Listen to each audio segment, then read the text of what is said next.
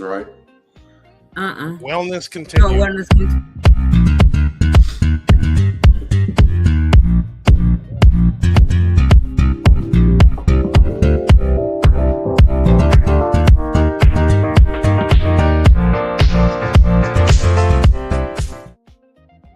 Welcome, everyone, to another exciting episode. We are now at 237, and I am one of your co-hosts, Brian Bacchus. I am another one, Jamal Smith, and I'm being silly. We all are. Good morning. I'm Tony, y'all. And Were you being? Oh, I wasn't even looking. I was like, "How you being silly?" You talk dancing and regular. I missed it. I was looking. I was trying to do what Spank did for his birthday. You know, you Oh see God, Spank was pop locking him and Daryl. Jeff Snake. at Jeff's 60th birthday party. Snake and Spank were And getting down. Daryl didn't join in. Nah, he didn't. Nuh-uh. Because, Daryl had surgery recently. He's got a cane. And so he's, Really? Mhm. That's happening. He had the cane at the turkey tussle. I didn't even notice that. Yeah, and he has surgery since. And so he's recuperating. So, yeah. I was like, bro, you ain't even 60 yet. You on a cane? but no, Daryl be all right. Remember, 60 was old back in the day. Right. Now I'm like, I'm 60 and I ain't We're not using it embracing none of that. at all. Because I tell y'all, I'll Whatever. be old when I get to be about 85. Look, but at the rate my parents are, that's accurate. Mhm. Because shoot, they 83 and 88 and ain't old at all. Well, my dad Yeah, is all of old. us, thank God, we all both have both our parents still. Yeah, So I'm thankful. Super thankful. Oh yeah. I'm so thankful. I'll let my mom continue to talk for hours, and I just listen. As I'm we just talked happy- earlier I'm today, just that's what you happy to- should do. Yeah, I'm just happy to hear her talking. Yep. Be able to hear that Mhm. voice, man. That's what's up. Right. Because one day we may not. So I'm a mess that's why because when you people know be going off so on and their so. I be looking at you them know. like, When your parents be talking about people they don't want you to know, so they call them so and so. well, I know up at the thing we were at Saturday, the Christmas tree lighting. One of my childhood friends was there and her dad, and you know how it says like we revert to being the parents, they become the children, because he was kind of pouty. I didn't notice it other than him saying, when are they gonna finally light this thing? Because they were doing too much talking. It's like, yeah, you said 6, then it pushed back to 6:30, it didn't light till 7, and kids were fussy. Parents were like, dang, I've been at work all day and now this, and they taking forever. And then some of the old people were like, look, we've been here a long time, we ready to go, right? Or standing, or if they're on a cane or a scooter, and it was so congested you almost couldn't move anywhere. So she looked at him, she calls him by his first name. She said, I'm not gonna say his name, but I'm not doing that. Are you ready to go? Let's go. And he was like, well, I just want them to come on and light it, right? And she was like, look, and she called him his name again. Let's go. I said, let's go, because we are not going to argue, and I'm not going to put up with your stuff. And I was cringing. And when they left, I told my mother, I said, I don't like that. I don't like how she talks to him and da-da-da-da-da. Granted, everybody's relationship with their parents is different, right? But it was, in my opinion, disrespectful. And I don't never want to disrespect my parents, especially all that they've done for me, my children, my siblings, my niece, nephews, the community, all that. I don't never want to disrespect them like that. And I'd rather just hold my tongue and say, okay, let's go. Right? You ready to go? We can go on and go. But to argue and be in his face and say, I said, let's go, start walking. And so she started walking, and then he finally turned around. And so, and went. But I was just cringing, you guys. Like, she can't be talking to her daddy like that, for real. Regardless of when you're a child, what may or may not happen. I wanted to punch her, for real, like in her throat. I really wanted to like get at her because, and I told my mother, and my mother said, well, they're clear, and they always talk to one another like that. And you don't know. And I said, I know, but either way, I do not want to ever hear nobody talking to their parents like that. And I would not, because I know I might get struck down and go to hell right then. I was just like, So in that, like, no, I'd rather be respectful, right? Than Heck yeah. she was letting them have it though. I was like, okay. So I have never in my life called my parents out of their name, cursed at them. None of that.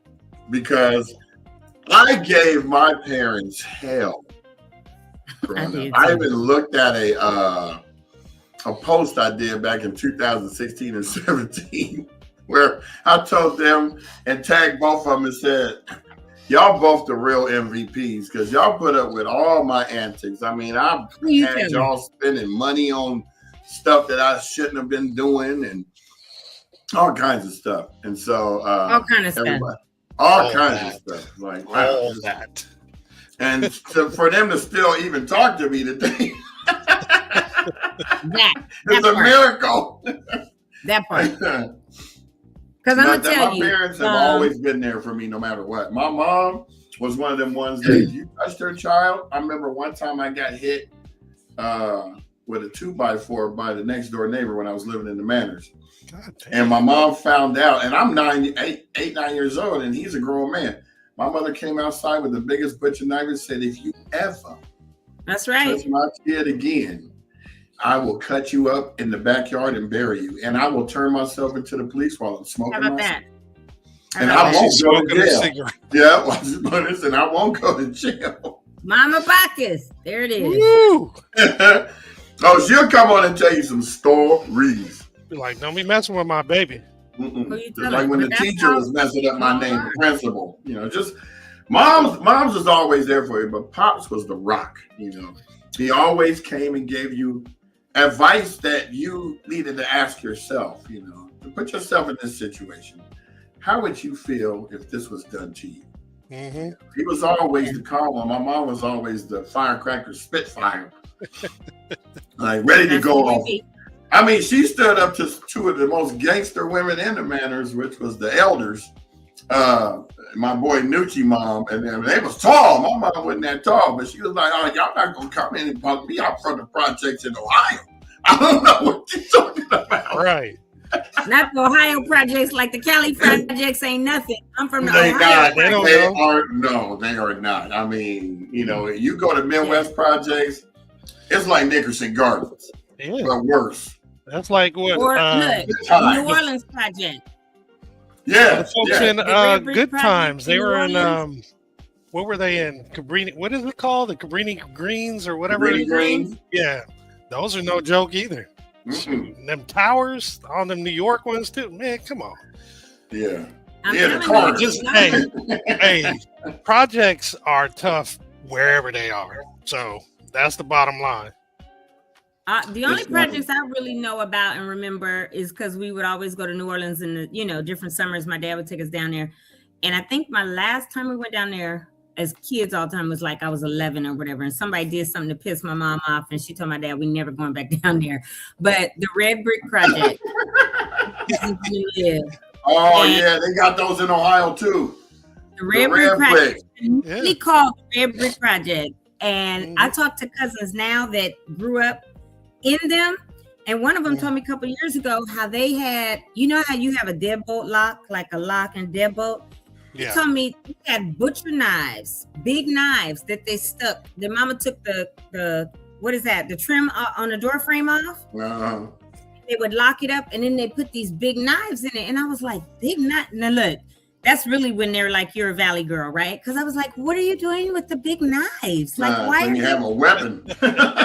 Not only that, he said that kept people from coming in. When you go into the wall of I couldn't even imagine it. Literally, when he was telling me, and this was a couple of years ago, I was like, huh? And he was telling me, and I was like, okay. He was like, never mind, you don't get it because you grew up bougie and rich, girl. That's and I'm like, that's one of them. Like, yes, I did. Good. Like when you shut the door, and all of a sudden you hear clank, clunk, chunk, clank, clunk, clunk. Like, and hey, then lock. yes, he said that's how it was. He said then, one night, like at the end of our closing thing. Yes.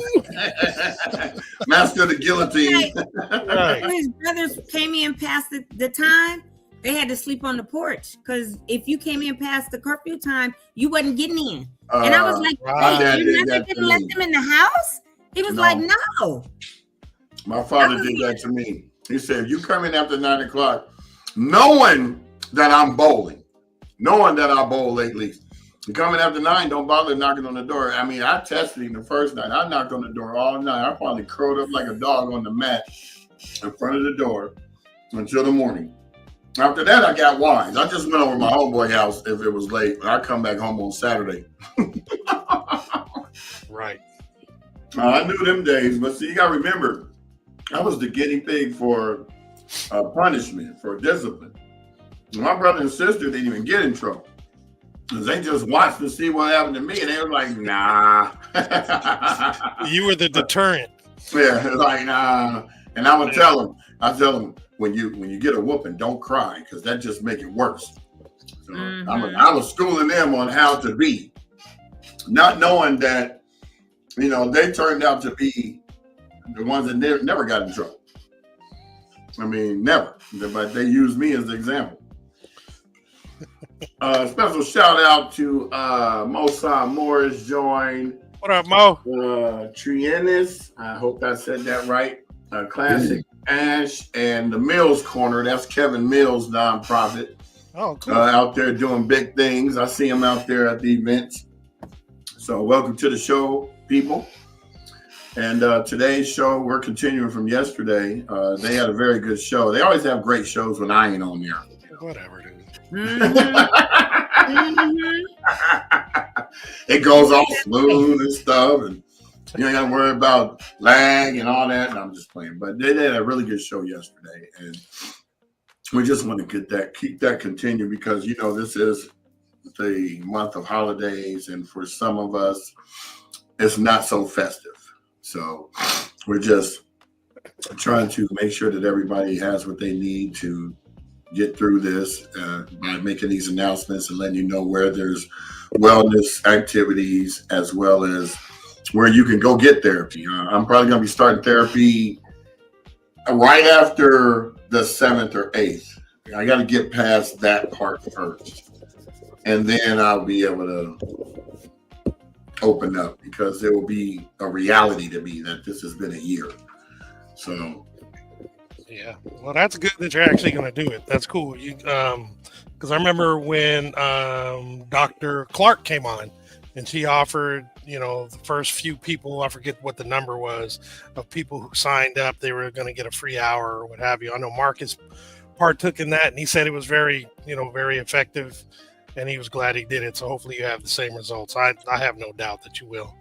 Well, I had already told her that I had a whole bunch of stuff I had to do, but when I do it, I got to dedicate myself to doing it on a regular basis with her. Of course. And I don't like to waste anybody's time. Well, that's kind of one of the things that we talked about yesterday is you got to kind of commit to what you're doing. You got to be purposeful, right? When you focus on your well-being and your overall health. So that's good. You're honest with yourself and you're going to approach it the right way. So that's cool. Excellent. I think for me, again, the biggest takeaway, I don't know if again is the proper thing, but the biggest takeaway I got from yesterday is obviously there's a lot of great information, but I just hope a lot of people get to the point where they recognize that it's okay to need the help and that it's okay to move in that direction. Just like when you as an athlete, anybody who was an athlete, that when you first start, when you begin a season, you have to kind of, there's training and, you gotta warm up and, you gotta go start slow. You don't just immediately, if you're playing football, throw on the pads and start hitting everybody and doing plays. You gotta work your way to that. In basketball, you start with drills and all that kind of stuff. But for this as well, you got to kind of take baby steps and work your way into it and just realize that whenever you figure out that you need something, realize that it's taken however old you are or this many years to get to this point, and there's a lot of history there. So any changes or anything that's going to better you is not going to happen overnight. So realize it's going to be a process as well. It's, it's going to take a little time, but stay with it, be committed, and I'm very confident that the positive results will come.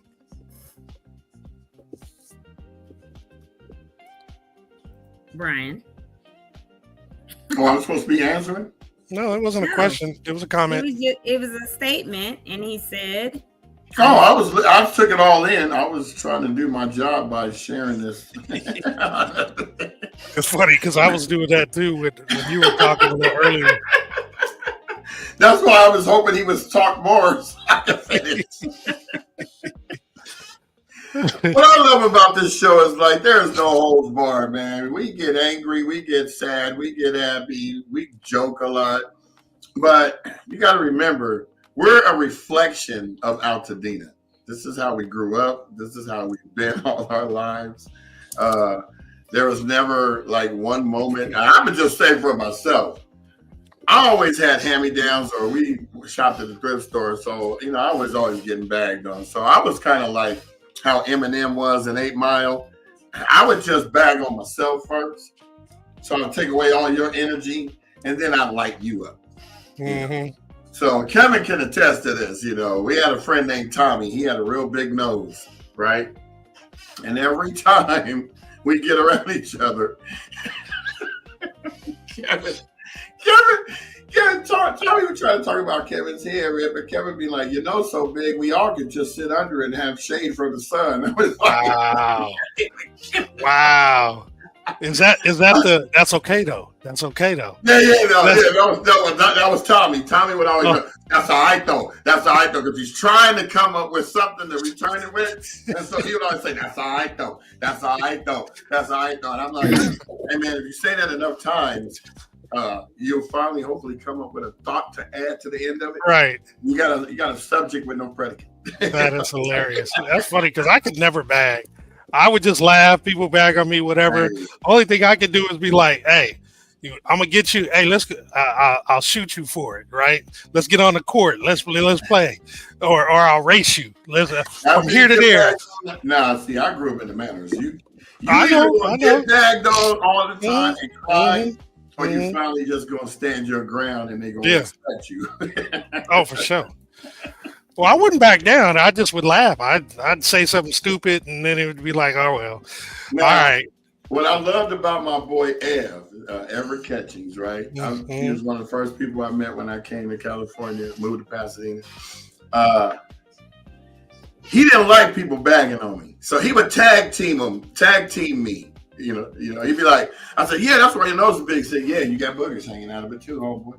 He did a little slide reverse, and then he stepped back and come back again.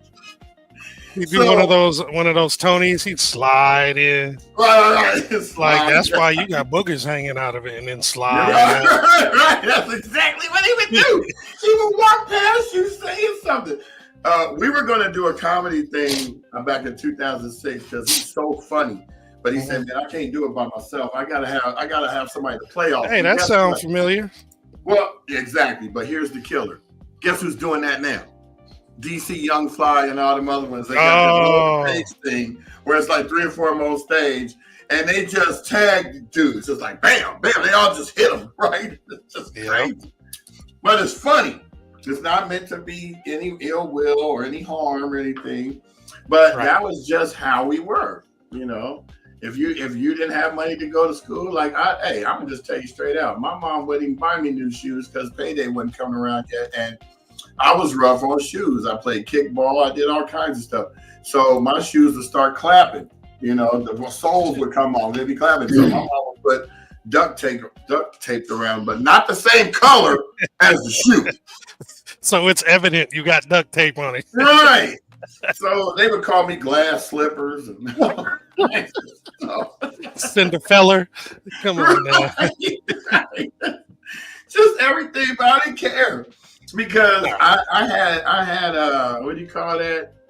Emotions of stone. I just look at you like, you done? When you done, now it's my turn. Mm-hmm. Hey, I had the same situation though with the clothes. Even though we were doing all right, I guess. Man, I could never get the Vans. I always had to get the off-brand. I had to get the Kenny shoes. Couldn't get the Levi's. We had to go to Payless. Well, and I think I told this before too. It got to a point where I think, was it freshman or junior year, whatever it was. I was playing basketball, and the shoes I had were Pro Wings, which were Payless, and I was balling. Jordans before Jordans, they look right. And my cousin, Big Gene, he saw those and clowned and was like, "Nah, Jay, we gotta get you out of those." And he bought me some new something. It wasn't the Jordans because I don't think anybody was born like that. But he got me some name brand stuff. But yeah, and I had to wear the tough skins. I couldn't get Levi's. It was always some off-brand stuff. I couldn't get what was it? Izod. So I had to get La Tigra. But hey, I was still color coordinated, somewhat fashionable, and it worked. But it was just so funny because everybody else would get that name brand stuff, and it was like, no, we can't get that, baby. I remember Tony being quiet because she got name brand. She was like, I did. She got everything. I had everything. I remember in 10th grade when I got when Nike Cortez first came out with the blue swoosh, the leather ones with the blue swoosh. I got a pair. I wore them to school at Muir. I had to change for gym, to go out to gym. Came back, my shoes were gone. Yeah, somebody stole them bad boys. There's a lot of that going around. Oh, my Cortez. So my parents got me another pair, but it was like, how dare you? And then I found out later who did it and, turned them in. It was a group of girls. But anyway, I was like, I hadn't experienced anything like that, right? Because I didn't. But yeah, there was. That's why they stole them from you because you thought you was highfalutin. I didn't think people have always thought they wanted to. I thought you were going to say I didn't think. I knew. Well,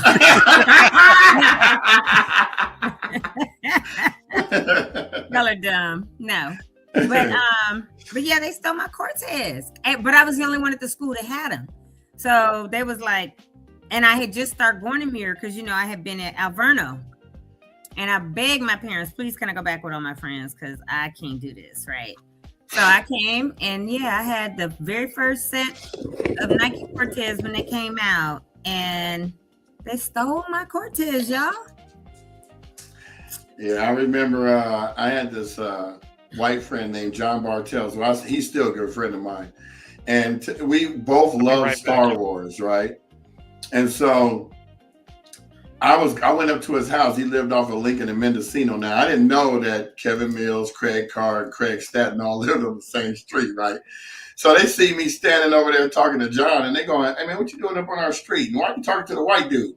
And I'm like, because we both like Star Wars. That's why. I wasn't pulling back no punches. He said, "Y'all some nerds." I said, "You know what? You're absolutely right." And so, you know what nerd stands for? Because my dad told me this when they said what? I said, ninja earn a ridiculous dough. That's what nerd stands for. I can't say the real word that my dad said, but that's what he told me. And so they were like, okay, we're going to let you have that one. And to this day, I still go to see premieres of Star Wars with John. John's a really good friend, and we've been on this kick forever. Sometimes he pays for the tickets, sometimes I pay for the tickets. But overall, shout out to John Bartels, friend for life, Star Wars buddy. We were both into the magazine Fantastic Films back in the day where they would show you all the new movies that were getting ready to come out 6 months from now. Wow, I don't remember that. Oh man, I love Fantastic Films. I lived for that episode, the what do you call it? Next edition to come out. Let's see if I can find this. I love that. Let's see. So we're continuing talking about wellness from yesterday. that we're doing today, y'all? Yep. Oh, we already started. Yeah, we've been doing that. Okay. So fantastic films. Okay. Oh my God, dude. It's like the one with Chewbacca on the front when he was in the snow. That one right there. In fact, I found the whole list. Let me show y'all this real quick. Crazy. This was like my favorite. I couldn't wait until the next episode came out. So this was it. It would tell you about all the movies that were coming out. I thought that was the dopest cover for a magazine. That is pretty cool. That was from The Empire Strikes Back, and Chewbacca. Yeah, I remember I was doing. I got $15 a week for opening up the mail, pulling out the bills, writing the checks, and putting them in the envelope so my mom could just go and just put the stamp on and sign the check and mail it, right? Yeah. So my first $15, I took my boy Bernard and my boy Everett, and we walked to the state from the Manors, the State Theater, down there like Wilson and the Academy, one of them. And we watched that movie 3 times. I bought popcorn and everything. Man, I was like in awe of the movie. I was just like, I gotta see this again. Because you know how you see a movie the first time, so much goes by you don't get to see it. And so I like, we're gonna sneak back in here because I ain't pay it again.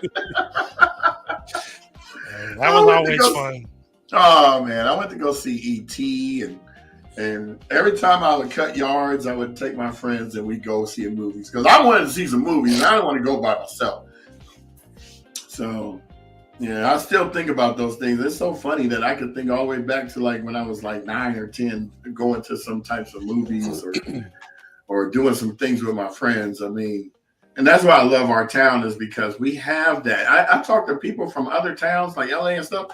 Y'all still hang out with your friends from high school? I said, I've been knowing these dudes since 4th, 5th, 6th grade. Yeah. And that's who I trust, and it's hard to find friends that you can have for a lifetime that you can trust. Because you know how they guys say you meet people for a reason, a season, or a lifetime? Mm-hmm. Well, this town has given you that. Sometimes you met a person for a reason. Sometimes you don't need them in your life no more. That's the season. And yeah, no doubt.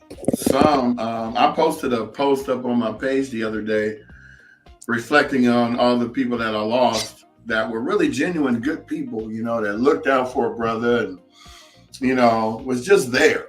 And this year has been crazy because I had to bury 3 or 4 of my friends this year after the fire. Yeah, I saw that post. It was wild. It's because it's coming up again. December, 9 more days is when Wynn and Bev got taken out. And, now it's going to be reliving those moments again because that was unexpected. Oh, for sure. Didn't expect Mike to die on the surgical table. Didn't expect Herbie to pass away that quick. I knew he was going, but not that quick. Right. And our boy Lester's brother and sister, even though Tom passed in 2014, Lisa just passed and it was out of nowhere. It was crazy. I was just like, man, I'm just talking to you. And all these other people that happened. Eric Arnold, I remember when I went to his mom's funeral at Elliott, that just took the life out of him. He didn't have a reason to live anymore because he lived for his mom. His sister had already been taken away from us years before. Yep. And the funny thing is I used to go over his mom's house when she lived on Kent and fix her computer, and she would just sit there and talk for hours, And it was cool because, Eric would be like, hey, man, thanks because he lived in Louisiana at the time. Thanks, man, for going over there and looking out for my mom, man. You was always one of the ones. I said, Eric, man, you like the brother, you like my bodyguard brother. You know how that movie Bodyguard, like you just stood behind him because Eric was menacing. He was just a big old dude. He was like Shrek. That's what he ended up calling himself. No, he called himself Shrek. And him and Toby, boy, he used to bag on Toby like a mug, bro. Toby would walk away from me, give you that, man, get out of my face, man. Like, stop playing with me, man. He was out here last month in Texas. I know he was at the homecoming. Yeah, I he took a was like, picture of him. "You gonna be?" I was like, "Yeah, I should be." He was like, "Okay, I'll see," but I didn't see him. But Eric, a year before Eric passed, I was in New Orleans, and he saw something I posted, so he called me like, "Where you at?" And I told him, I'm down here for this. Da, da, da. He was like, "All right, I'm gonna come through." And he came and we rode the St. Charles streetcar and just all this. Walked around at night and chilled and went to Dumont's, of course, for the beignets and everything, and met up with me and my cousin, and we were just all that chilling. And then his mom died, and he came out for her service. Yeah. And then Eric went home, and Eric got sick. And I talked to him while he was in the hospital before he went into like the coma state, right? No, that was before that. He went into a coma years before that. He was in a coma. No. You're talking about the second time? Yes. Oh, okay. Because I talked to him, and then I tried calling him, and his daughter answered and was like, "My dad's not doing well at all." Because he went in the hospital, and then it was... So anyway, it was really sad for me because, like we had just hung out down there, and he drove down, even though it's a 45-minute drive, but he drove down from Baton Rouge to come hang out. That's what real friends do. Yeah, he was like, "No, you in town? Well, I've known you forever, da da da da." And I was asking him, like, when he came and we were at Elliott for his mom's service, I was like, "Are you okay?" He was like, "I'm not, Tom. I'm not at all." Because, like you said, his mother was his world. Yeah. And I was like, "You got to keep pressing through, Eric, because he had 6 kids, like all his kids and stuff who were down there in Baton Rouge and everything." And I was like, "You're going to be all right, E. You're going to be all right." And yeah, it was crazy. Yeah, we lost a good one with him. He always kept you laughing. Yeah, it's crazy. But you know what I learned over the last year about death and about releasing things and people?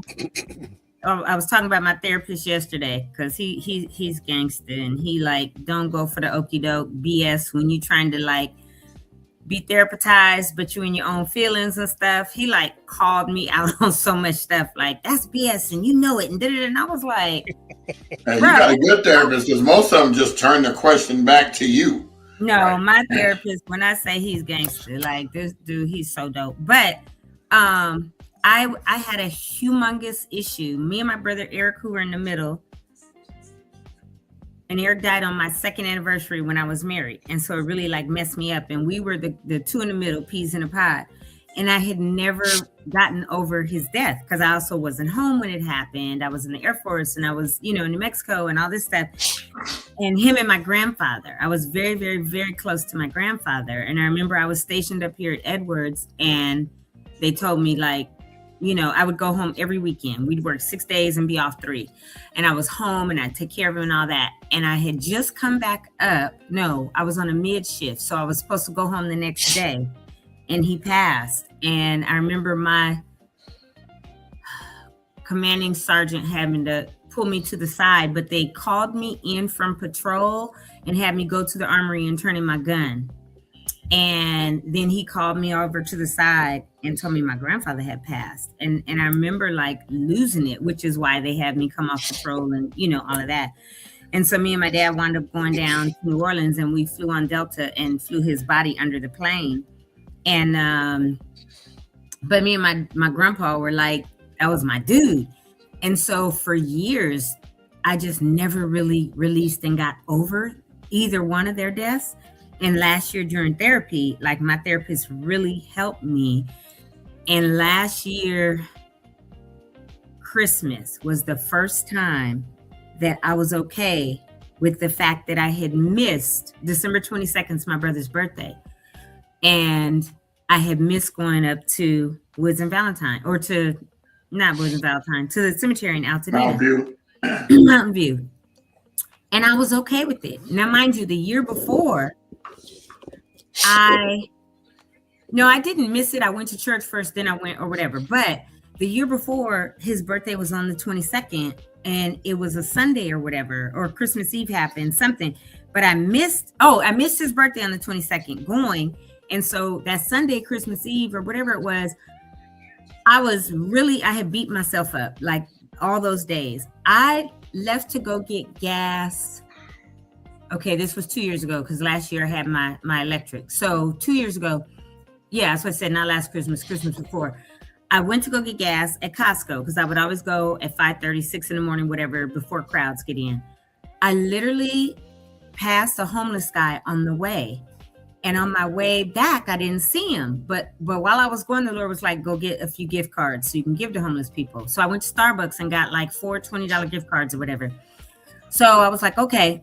I went back, couldn't find this dude, went through the parking lot where the Starbucks and all that is, and couldn't find him anywhere. But there was another guy with his dog who was homeless and it was out there. So I pulled up and I said, hi, I wanted to give you a gift, Merry Christmas. And I hope you're able to at least reach out to your family, regardless of what, might be. And at least talk to them. And I gave him the thing and I said, can I ask what your name is? I just felt super led to ask him that. And he said, my name is Eric, which was my brother's name. When I tell you, I start uncontrollably bawling because I had just missed his birthday 2 days before going to the cemetery. And I knew I'll go today after church. So I just start bawling and he was like, are you okay? And I was like, oh my God, that was my brother's name. Da, da, da, da, da, da. Gave him the stuff, left, went to church.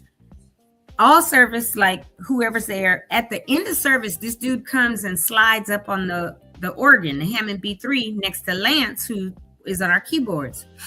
So we're after just telling everybody hi and Merry Christmas and all this. I go up there and Lance is like, oh, Tony, I'm going to introduce you to my brother. I'm telling you, all service, this dude wasn't there. Somehow at the end of service, he slid up on this organ and he said, this is my brother, Eric. And I go to shake his hand and I start bawling again, uncontrollably. And they're like, what's wrong? So now this is twice that I get the name Eric and I missed my brother Eric's birthday 2 days before. So I'm a total mess. So I went to the cemetery afterwards and there was a man there who was putting flowers and I didn't go get flowers yet. And I'm like, oh, well, and the guy says, hi, how are you? And we start talking and I said, I just got to go to my brother's. He's in the wall, right? Over on Fair Oaks. And I said, and I started telling him about how I missed stuff and this and that. And he said, well, can I give you one of these flowers that you can put in his vase? I said, yeah. And he said, and by the way, my name is Eric. Wow. So I had 3 Erics that morning. And anything in thirds is like a confirmation or whatever. And I just start crying and he just hugged me because I just told him about the other 2 Erics I met that morning. And he said, your brother is always with you and he's looking out and he's okay with the fact you didn't come 2 days ago. And so I was just giving you those subtle reminders. Yeah. Right, exactly. He was letting you know it's all good. So then last year with my therapist, I was telling him about that. And he was like, it's time for you to release it. It's time for you to let go and know that they love you and you're okay, right? So he had me write them both letters. And last year, Christmas and my brother's birthday was the first year in 30 plus years that I didn't have to be there on those days. This year, August, I didn't have to be there. And when my nephew came out in October or something, he was like, Auntie, because his name is Eric. He has a little baby named Eric. He said, Auntie, can you take me over there? I've never been. And I was like, for sure. So I went, met him. And when I tell you, I have been okay since. Sorry about the emotions for the story. But had my therapist not had me write those letters and walk through it, I had been holding on to my brother and my grandfather. I'm 60. My grandfather passed when I was like 19, maybe, or 20, I think. And my brother but what happened with my brother was he died on my 2nd anniversary when I was married, right? And I had talked to him the night before, and we didn't grow up in my family all touchy-feely, telling each other I love you and all of that. And the night before he died, I was the last person to talk to him. And he said, I love you, Tony. I was like, I love you too, Eric. So that was even like, I'm not going to be here, right? But, and we were the 2 in the middle and really close. So what I have learned through therapy and all of that is you got to be able to get beyond whatever it is, right? And you have to release it. And when you don't, and you just hold and hold and hold, it keeps you, like we were talking yesterday, in some sort of internal prison or whatever. And so now, like, I'm good. I can, go to Mountain View every blue moon, be like, hey, just put a flower. But I have every single year, August 15th, which was the day he died, December 22nd on his birthday, and Christmas, made sure I always went. And now I don't have to because I feel okay after, having dealt with the writing the letters and my therapist walking me through that. But then that year before, those confirmations, right? But I'm going to tell you, it just weighed on me, and it kicked my butt every year. And so even just talking or thinking about my grandfather and the good times and all of that, because I would always go and take care of him, but I was able to go down. And then last time I went to New Orleans, the last couple times, I made sure I went and found my grandparents' like headstone so that everybody in the family would know where it is and all of that. And I could go today to that cemetery and walk directly to it, where a lot of people in the family didn't know, but I'm okay also. Like, I'm good. And so as you get to this 1-year anniversary, Brian, and everybody else, I just say, do what you have to do. Write yourself a letter, write the things you lost a letter, write your address a letter or whatever, write the fire a letter that you're okay and you forgive it for taking everything from you. Like, you got to figure out somehow how to get those emotions out. And those were the kind of letters that I had to write to say, I will be okay. And I think one of the things was I had to tell them I forgave them for leaving because I wasn't okay. And I had to get to the point where I was like, I'm okay with you guys not being here. And even the emotions that are coming up now are because it was so emotional for me to write those letters, but I have them still. And I had to write each of them a letter. I wrote the letter twice because I wanted to burn one. Because a few years ago, on a cold day, in the middle of the night, the Lord woke me up and he was like, you got some real issues with some people that you need to forgive. I need you to get up in the morning, write their names on little pieces of paper, start a fire, and burn it away and release them, because you're holding them in a space that you shouldn't, and you're keeping yourself in a prison. And I did that, and it was amazingly freeing. And so when I had to write the letters to my brother and my grandfather, I did the same thing. And I'm glad I thought about that. I might take a letter to the address in Altadena on the 7th of January myself and forgive the fire for taking everything from my parents and all the stuff that we might have had in the garage still or whatever. But it's an emotional process, but it's one that is free like nothing else, is when you write out your feelings and write out your forgiveness, and then for me to burn it. So I'll take that letter up there. I won't burn it on the lot, but I'll probably read it aloud, and then I'll bring it home and put it in the fire for, to burn it and release it. But it's just, again, I get emotional thinking about it because it is extremely freeing and will enable you to get beyond where you're stuck. But it's going to be very emotional and maybe very triggering, traumatically triggering again. But Brian, if I could say anything to you as part of your wellness journey, maybe do that. I'm not saying that you haven't, but if you haven't, do it as you are walking through this Christmas season. And as you come up on the 7th, because you lost all your business stuff and your life and livelihood at that address, right? And you might just see that it can be very freeing or emotionally get you to a place beyond where you are today. It's funny that you say that. When when Jamal and I were helping Brent with the TED Talks, one of the ladies' TED Talks was about writing a letter to her home. Yeah. And that was like, out of the all 22, that was like number 3 touching to me. Okay. Yeah. Because I never thought to do anything like that. It's like, it was one of my therapy exercises. Yeah. It was one of my therapy exercises for my grandfather and my brother, because even though they've been gone for a long time, I was still very much holding them. And I have since been able to, I look at the letters sometimes and read them, but now I read them with a smile. And I can literally pass their birth dates and their dates of death, which I know on both of them, and just smile and say, I still miss y'all, but I think about the happiness and all of that. And I'm not upset or holding them anymore. And it can be very freeing, seriously. So that's a part of being well, right? We talked about that yesterday, the emotional part or whatever.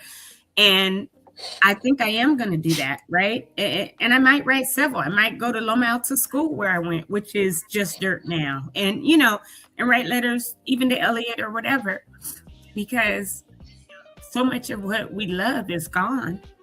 And if it helps get beyond just being stuck coming up on January 7th, if it helps anybody, y'all start writing letters. Let's see what Marcus said. He said, I've learned a lot about releasing and appreciating this past year. I've grieved differently since COVID. I became numb to death and loss.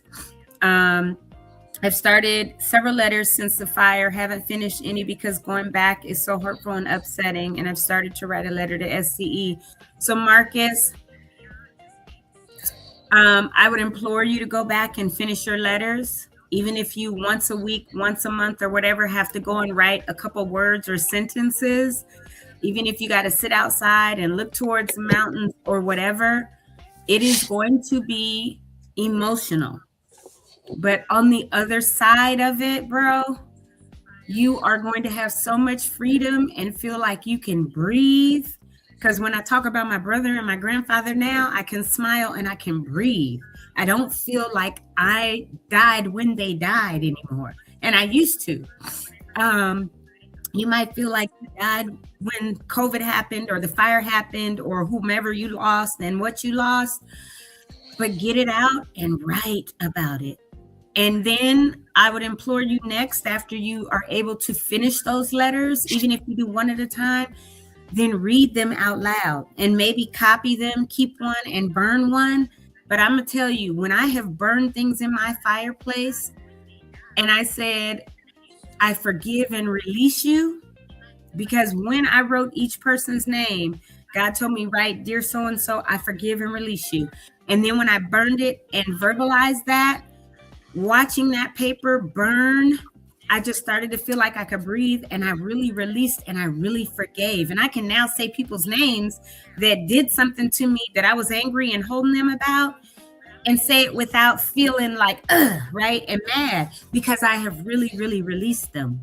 I don't believe in rituals per se, and had God not told me to do that, I wouldn't have. And look, I'm gonna tell you something, y'all.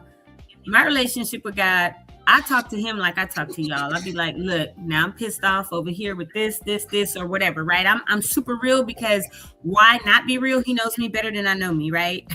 And so I just get real. And I had told him, he always wakes me up in the morning, and I always do like this. I open my eyes and I go, okay, God, I heard you. I'll do that. Or sometimes I used to be real stubborn and be like, no, I'm not doing that. And he's like, yeah, I want you to do it. And I'm like, I said I'm not doing it. And have done that in life. For real, Jamal, you laughing. I'm dead serious. People that know me will be like, yeah, this stubborn heifer did tell God. I remember when she was like, I ain't doing it. I don't care what you say. I'm not doing it. And so now I've learned, like, okay, you could be stubborn and say that, but eventually you're going to do it, right? And so now I'm not the stubborn one anymore. I'm like, okay, I hear you. I'll do it. So that morning, I had told him 2:00, I'm going to do it. I got in here, started working on my laptop, and y'all know I love warmth and I love a fire, and it was raining and cold. And I kind of got like, I don't know personally if I purposely was trying to be like, I'm not going to do that. But I just started working. And I have these little pads that you could write on, right? And it was sitting right next to me by my desk. So my son was getting ready to leave for work. And he was like, oh, before I leave, Mom, it's raining outside, it's cold. I'm going to start the fireplace for you. I was like, okay, God, now you done told my son to start the fire. So I really have no excuse. So I said, thank you. And I stopped and I started writing, because he told me write dear and their name. I forgive and release you. And I had at least 20 pieces of paper. That's a lot to be holding on to people, right? I had at least 20 names and people, that things from 10 years ago, 20 years ago, whatever, that I wrote down. A prior manager that had fired me, and, you know, different stuff that I didn't realize I was holding. But once I started writing, somebody else's name came to me, and somebody else's, and a situation. And so I just wrote them, and I burned at least 20 of those that morning, saying, I forgive and release you. But before I put them in that fire, I read it out loud. And I said, dear so-and-so, I genuinely forgive and release you, and burned it. And by the time I finished, I was on the floor in tears, but tears of joy, because I knew that I had been freed, right? And released from holding people. And so, yeah, if you can start writing those letters again, Marcus, and even if you don't want to keep a copy, that's cool, but read it out loud and burn it, flush it, do whatever you have to do. I know for a lot of people from the fire, they don't want to think about burning anything, but you gotta flush it down the toilet, if you got to shred it, whatever, right? Write those letters and forgive and release yourself from holding anything that you've been unforgiving about, or anybody that you've been unforgiving about. And that will really, really, really, I believe, put you in another space of forgiveness and of freedom, and being able to allow you to not be stuck in that place, even if it's with Edison, right? Or whomever else. Yeah, I think that's great advice, Tony. And I love to hear how beneficial it was for you. Yeah. I would venture to think that once you did this, and I mean by you is anybody who would do this and recognize the benefits they would receive, would be able to apply it more readily in their lives, especially when stuff kind of hits them and it's kind of going sideways, and you know, stuff that they would normally hold on to, they would get in a pattern and build into their daily routine ways of releasing it a lot quicker, and not allowing it to impact their lives, you know, over the long haul like it had before. So thank you. Totally. Thank you. And I'm so glad you brought that up, Jamal, because now for me, I don't have to do what I did with the writing, because it was during the same time that I was starting my therapy that God told me to do it. But now I've got to be like, okay, there was a girl that just at church Sunday, she came up to me because, you know, we always greet one another, hug, whatever. She has avoided me for probably the last year because she did something, all of this year. She did something after our town hall. She met with someone, and when she got on that call, she did some real shady stuff. And I'll just say it was with Kendra. And so I confronted her about it, right? Because I'm going to. And a few months ago, yes, I did say, okay, God, I forgive her. I release her. I'm not going to hold her. But she would avoid me like the plague at church. She was terrified of coming up to me or anything. So Sunday, I literally saw her. We were sitting on the same row. And when he said, hug your neighbor or whatever, I went up and I said, good morning and welcome to your victory, right? And gave her a big, heavy hug. And a little while later, she came to me. She said, Tony, I am so sorry for what I did. I was wrong. I know you talked to me about it and you were right. I was wrong. I have repented before God and I repent to you. Please forgive me. And I said, thank you. I appreciate you saying that to me. I said, I forgave you a long time ago, but I appreciate that. If I made you feel scared to come to me until right now, I apologize for that, you know, and so you learn to become this person that's like, okay.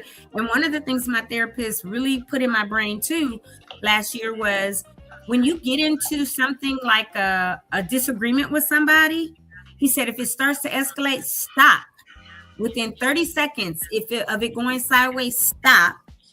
Say, hold on a minute. Even if you got to step outside and go and pray and release them and say, you know what? Come circle back and say, you know what? I think we should stop talking about this for right now. And we'll circle back. But he says, stop within 30 seconds and pray. And so I've incorporated that too. And between that and releasing and forgiving things and people, it is the most freeing thing. And I remember him saying to me when we first started therapy, how free do you think you are? I said, oh, probably like 85%. He was like, no, ninja, you are like 15% free and 85% blocked and stuck and all this stuff. And I got offended, like, what? Hey, was like, it's one of those situations you don't know what you don't know. exactly. How Right. dare you? I got two comments. One is a Yeah. little humorous. Is a story or a technique that I heard when it's related to couples, whether you be married or whatever. But when you start arguing and it gets crazy, instead of continuing, you don't stop and go away. You just start taking your clothes off because that will start distracting. That'll get you in a whole different mind frame, and it's like blah blah blah blah. Oh yeah, start taking stuff off. When I heard that, I started hollering. But I heard of couples that did that. It was very effective. Yeah. The Whatever other works, thing, right? right. And the other thing is, as empowering as it is for us as adults to get to this particular point, and it's something I touched on yesterday. Imagine how empowering it is if you can get your children at a much earlier age to be able to deal with the conflict and the drama and the negativity that they're going to experience in life in general, and release it early and be able to manage that kind of emotion in a positive way. So it'll just impact them and better their life the sooner that they can do it. So we need to get there as quick as possible so that we can then impart that knowledge on our kids or any youth or folks that we are around, especially if you have like a big family. And that's one of the beautiful things. You also talked about it yesterday. A lot of times the kids, your blood doesn't want to hear directly from you. But if you have a nice community, and it doesn't have to be huge, it could just be one or two people outside of your family that can be trusted. It's another avenue for your kids, your cousins, your nieces, your nephews, and that kind of stuff to reach out and still get that positive influence and be able to share their emotions, even though they may not be comfortable doing it with their kids. I mean, with their parents, because I know I did the same thing. And you know what? You realize when you look back, like I'll just say this straight up. I was mean for many, many years after my divorce because I had become so salty and bitter. And then it just oozed out of me. And I was mean, even like to people at church for no reason and just mean. And so I've gone through therapy, and part of it also was the PTSD thing and the MST that I had never for 33 years spoken to or spoken about. And so I had to get it out. And so stuff was literally eating me alive. And in turn, it would come out as I was just mean. And so now I'm becoming very nice, and I like her a lot more. And so do we. Y'all glad you didn't know me when I was just mean 10 years ago, 15 years ago. I can't even imagine. Whatever. Because I didn't even go to therapy until 2018. So between 2018 and now is only 8 years. So for the last 8 years, I have begun to shed things as I've been therapized. And that is my word. Watch, y'all gonna see it on something soon. Because I'm getting ready to copyright or trademark it. But anyway, you should. I'm serious when we get off this call, because therapized been. And in these 8 years, I am such a different person. But when I tell you guys that I like her and being nice and giving people grace, God dealt with me for 4 years on grace, because he had to get me to give my own self grace first, but then other people. And I like her. She's like dope, because all those years, 33 plus years of the stuff that had happened that I had never dealt with and holding on to things and never dealt with. Woo, that's why he said I was really about 15% free when I thought I was 85% free. Yeah. And now we talked Saturday or whatever. He was like, oh no, you dope now. You definitely free, Good. But he gave me the tools to help me with understanding and learning that. So any of these tools that we're talking about today, whether it's Marcus or anyone else, especially coming up on Christmas in 2 weeks and then the anniversary of the fire, even if it means you got to sit outside while you're writing your letter and cry, even the tears are freeing, right? So write those letters to the fire, to your house, to your community or whatever, and to yourself, and to the little girl or the little boy in yourself. And it needs to come out and cry. No doubt. And hopefully you can get to the point where Tony is now, where she actually likes herself. and who she is, because I think that's one of the things that we need to achieve.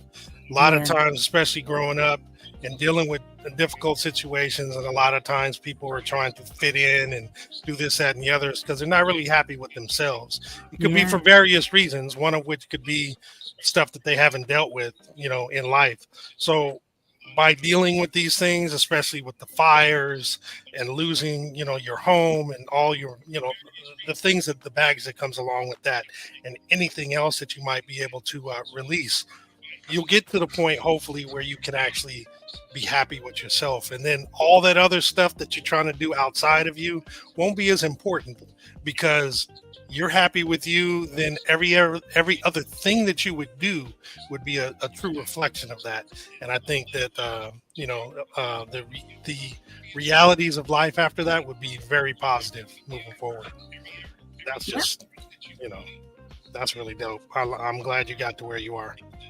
Thank you. I am too, and I am that y'all know me now where I am. Yeah, and I hope anybody who needs it, us included, me and B included, can get there as well if we're not already, or just be on that path, because we're always encountering stuff we need to release. It's a daily not always thing, hold though. on. Yeah, it's true. A daily What's up, minute by KP? minute throughout the day thing. Because you got to remind yourself, like, oh, even with offenses, right? Oh, do I want to accept that offense? No. Somebody might say something offensive, but it's up to you if you accept that offense. And then when you do, what do you do with it? Because then you got to be able to get to that point to forgive somebody, to release them or whatever. And that's all part of wellness. So just because somebody says or does something offensive doesn't mean you have to accept it and internalize it as an offense for you. So true. Yeah, you always have that choice. You can go in or you can go out. That's right. Yep. Because I know I'll be having plenty of opportunities to light you up, not you, but light people up. I'm like, probably me too. It's not worth the headache that I'm going to incur. Plus, they might have something that might top what I'm about to say to them that they didn't like about me. So you always got to worry about their repercussions.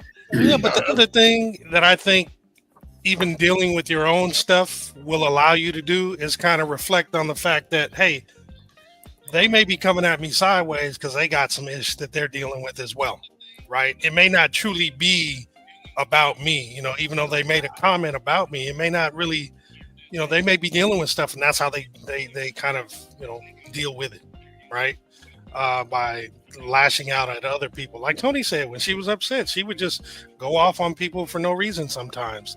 And when you can sit back and, like Tony also said, is you don't immediately react. Sometimes you can be like, you know what, maybe these people are having a bad day. Like for me, when I'm driving and people are, Brian will tell you, I'll be talking, we'll be on the phone, blah, blah, blah, and I'll just expletive. Man, get the fuck away. What are y'all doing? What the hell's going on? Both of y'all doing the same thing, including y'all hear it from me. I was going to say, but then what always catches me is like, when you pull up or, somebody goes slow or whatever, and then you pass them and you look and there's somebody that's real old, or, something makes you say like, you know what, my bad. Maybe they're doing something. Maybe they're trying to get someplace. Maybe they got, something in their seat that if they go too fast or turn, that it might spill, or because I've been in that situation too. So I try to catch myself, right? But then I also know that those days when I'm super sensitive and quick to fire off on somebody, I'm really dealing with some other things, and I'm not or I need to deal with other things, and I haven't yet. So it's one of those things. You kind of got to be conscious of everything, not just how people come at you, but maybe why they come at you. Yeah, it's a trip. Oh man, look at that! An hour and 3 minutes in. Look at that. We had another fantabulous conversation. We did. And now we got what, 50 11 announcements. Quite a few. And as soon as he started doing announcements, I could go ahead and finish this. Right. I'm just sitting here trying to sneak a bite in here and there. All right, well, I'll go ahead. I guess I'll start those. Let me get these let me get my jelly ready. Right. So we got quite a few. All right, so here we go. Let me go ahead and get this. Where's the? All right, here we go.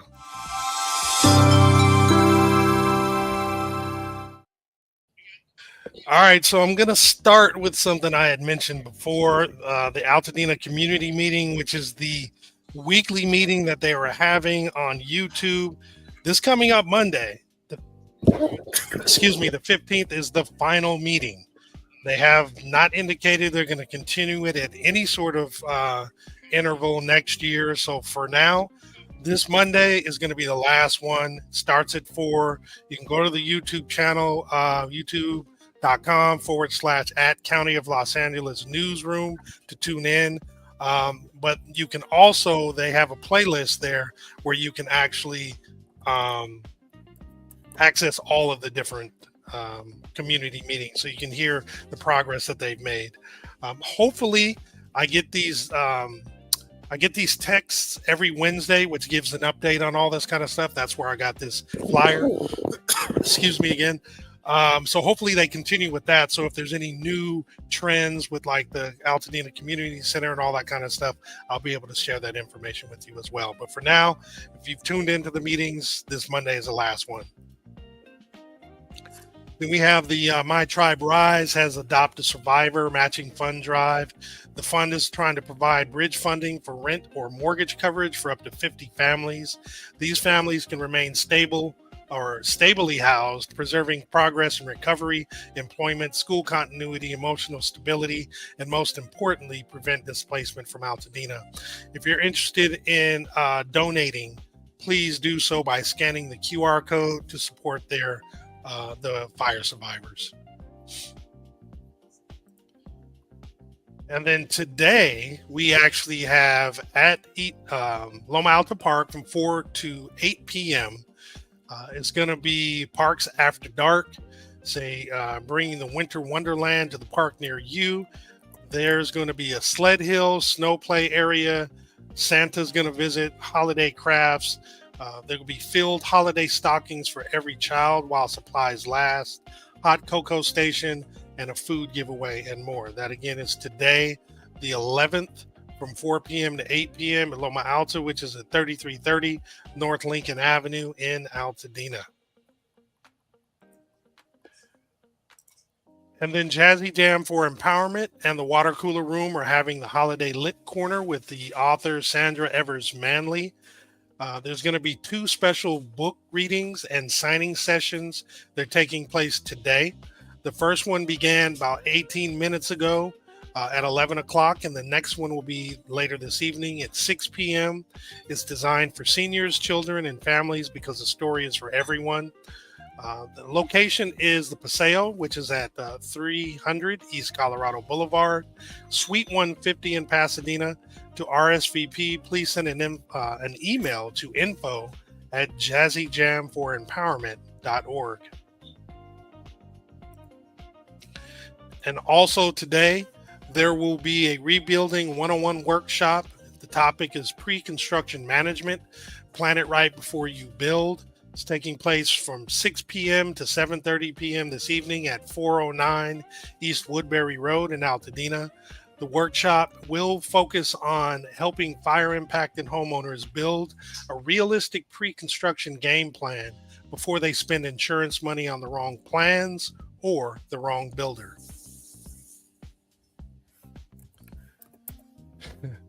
There's also a festive breakfast for older adults. We'll assume this is 50 or older, happening Friday, December 12th. So tomorrow at 9:30 a.m. at the Collaboratory at 540 West Woodbury Road in Altadena. They do ask that you register by scanning the QR code. And I know there are limited spaces. So definitely, if you're interested, please scan the code early so that you can get your space and join them for a very festive event. And Day One is having their 17th annual Cherishing Children, creating a special holiday event for everyone. It is tomorrow from 5 to 9 p.m. at 175 North Euclid Avenue in Pasadena. They do ask that you register, and you can do so by scanning the QR code or going to bit.ly/cherishing-children. If you'd like additional information, you can reach out to 626-344-8940 and ask for Jennifer. The Altadena Town Council is having their holiday celebration. It's taking place on the 16th of December from 5 to 9. However, the RSVP deadline is going to be tomorrow, the 12th, and I imagine that's going to be till maybe 5 p.m. There's going to be a Rose Bowl Stadium tour from 5 to 7 on the 16th, followed by the Town Council meeting at 7 p.m. And they will have holiday bites and beverages there as well. That's sold out. Is it sold out? Oh, okay. Well, then there he is. There we go. Thank you. Yeah, I think I checked it earlier this week and I didn't check it today. So thank you, B. No worries. There's a community holiday decoration workshop where you can learn to make ornaments and festive decor for yourself or to donate to the community impacted by the Eaton fires. It's taking place tomorrow from 2 to 5 at the Armory Center for the Arts, which is at 145 North Raymond Avenue in Pasadena. It is free and open to all, and RSVPs are encouraged but not required, and you can do so by scanning the QR code.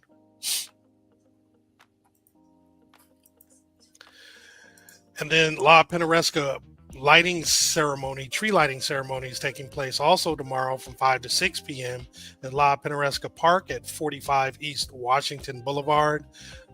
Some of the things that will be taking place there will be the John Muir Ensemble Choir, chocolate story time, arts and crafts, face painting, tamales and champurrado, plus a visit from Santa. This should actually be a fun event. And then we move on to Saturday. So recovery, Neighborhood Housing Services and Restore the Legacy LA Coalition is providing a rebuilding recovery workshop taking place Saturday from 10:30 a.m. to 4 p.m. at the Eden Fire Collaboratory at 540 West Woodbury Avenue in Altadena. They do ask that you register to participate in this event. If you have questions, you can contact NHS at 213-381-2862. And then the Fraternal Order of the Eagles is having a produce distribution.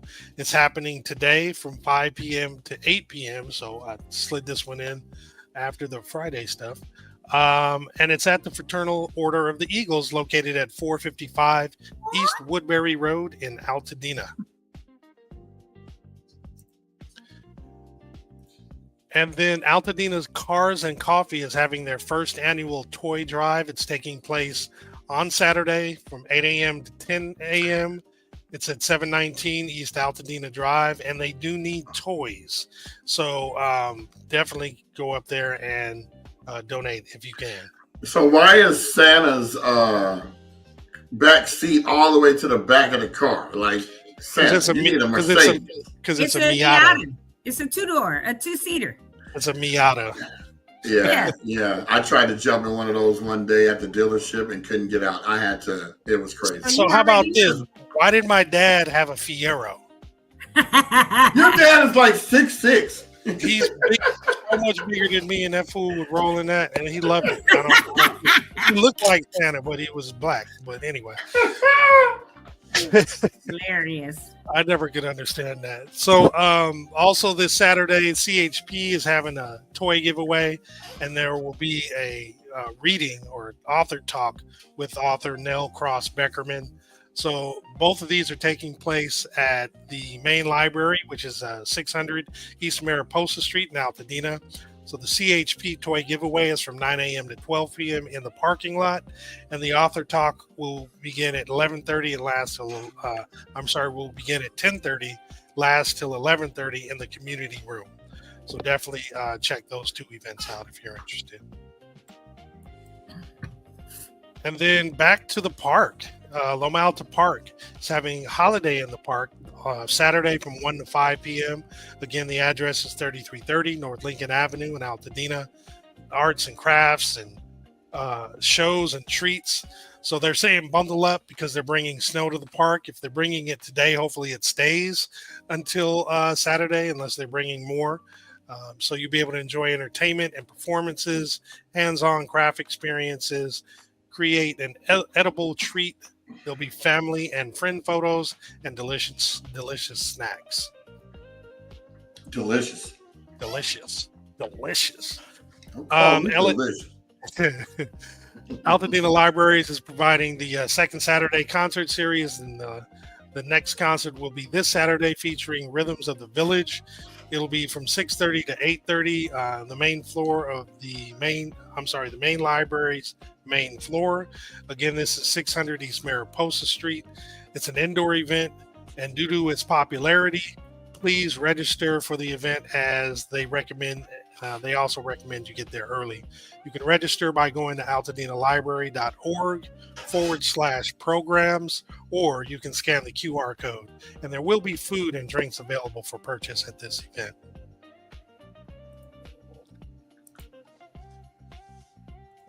I forgot to take this link off. Sorry, guys.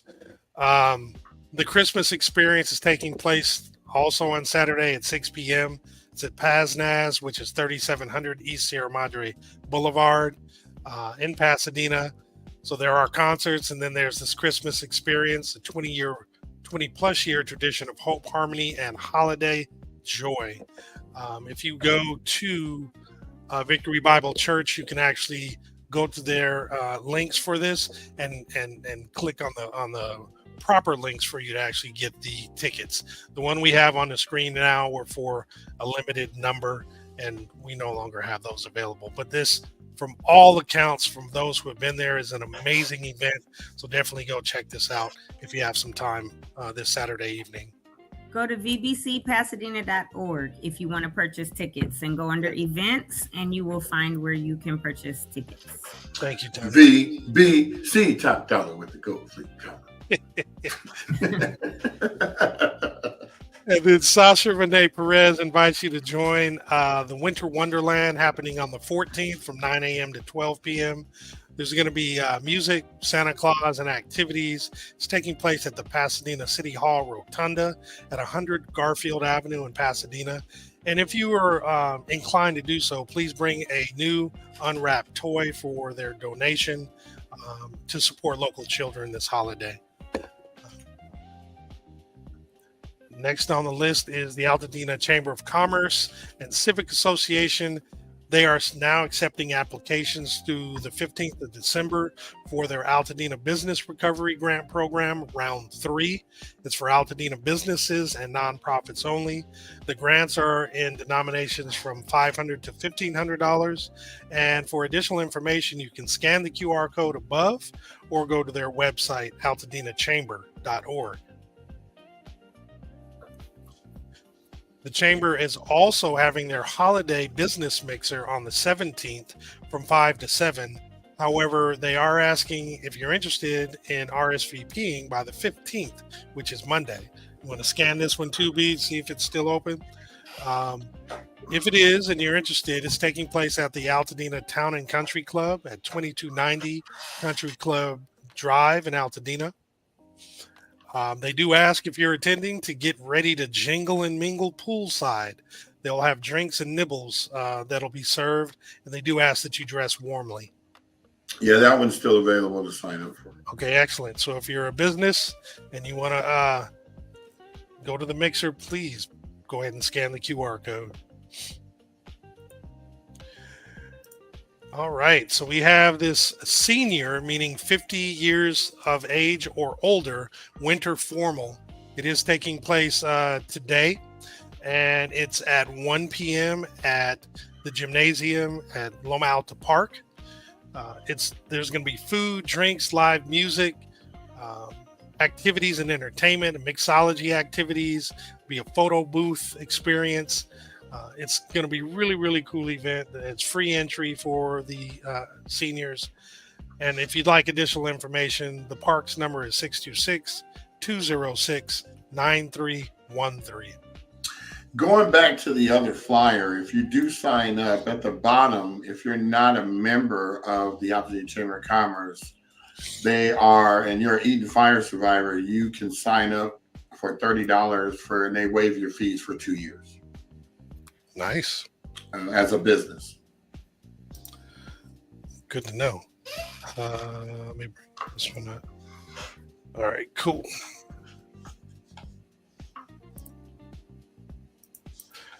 Oops. All right, so you are invited to a Christmas party at Altadena Cookie Company. This is actually taking place on Saturday the 20th, but time tickets are available and they're limited. You can only pick a certain amount of time between 10 and 4 p.m. And you would go to their website, altadenacookie.co.com. What's going to happen there is there'll be a visit with Santa. You can decorate a cookie. There'll be hot cocoa from Unincorporated, and the location is 3027 Lincoln Avenue. And then this last one is, let me bring this up. It is a community gathering and resilience, remembrance, and connection. So join them for a joyful season event that blends festive cheer with meaningful conversations about rebuilding and renewal. Set in the heart of La Cañada, Flint Ridge, this gathering invites neighbors, friends, and community members to reconnect under twinkling lights and share in the spirit of recovery. In order to RSVP, which is a requirement, you want to go to sustaineco@yahoo.com. And this event is taking place on Saturday from 3 p.m. to 7 p.m.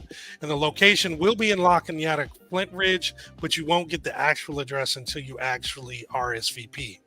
Okay, so there'll be a dinner, treats, and warm beverages, welcoming space as indicated before to reconnect with neighbors, key officials, and industry professionals, tribute displays honoring community resilience, and open conversations about recovery and renewal. And Tony, who is this by again? Her name is Cynthia Martin.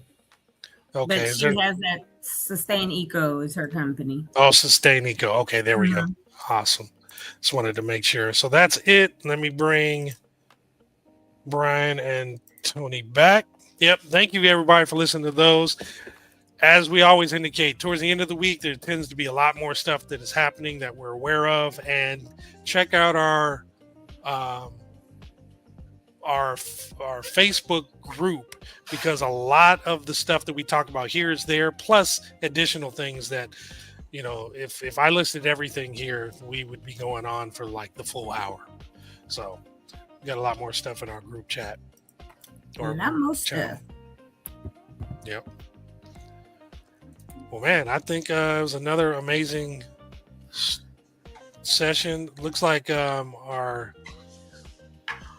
Altadena talk was stopped, but I wasn't going to start it back because we only had 2 more slides to begin.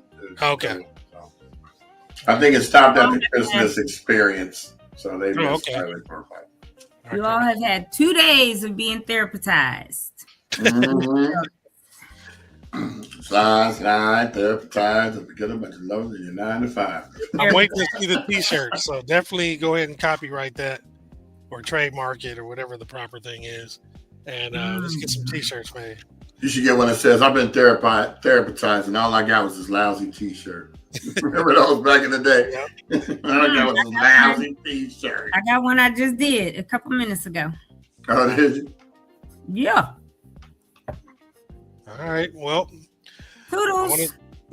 Have a great rest of your Thursday. Tomorrow is Friday, TGIF. Thanks for tuning in. Peace out, y'all.